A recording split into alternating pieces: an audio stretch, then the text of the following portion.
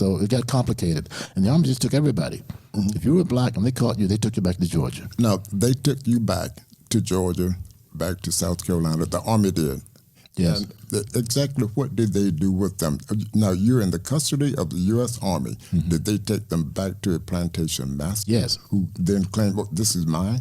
Correct. They took them back to the masters. The ones who could not be identified or associated with a particular master were sold. The Army is removing human beings from Florida, taking them back to slavery. But yes, they took them back to their masters. May I skip a little bit ahead and ask you, who were some of these individuals in the Army who were doing all of this removal of blacks? Francis L. Dade, who Dade County is his name. Francis Dade was involved in removing Indians and blacks from Florida when he was killed. So there were others. General Edmund Gaines. What is it? Gainesville is named? Gainesville is named after Edmund Gaines. He was the most effective U.S. general who was able to deal with the Seminoles. Edmund Gaines comes into Florida and says, stop chasing the warriors. Stop running out after these guys in Everglades. Get their wives and children.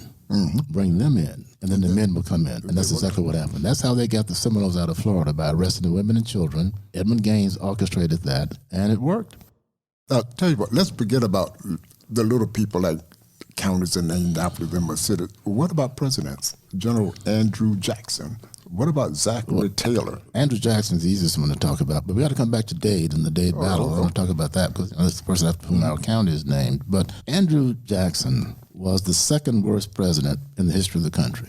He was a racist. He was the first populist president, like Trump today, coming from the common man. I'm not worried about what the aristocrats in Washington and the high earners in New York think about me. Andrew Jackson rose as a man of the people in Tennessee, and he had a lot of gathering as a guy who was pushing for America and making way for Americans to expand the country. That was Jackson's plan.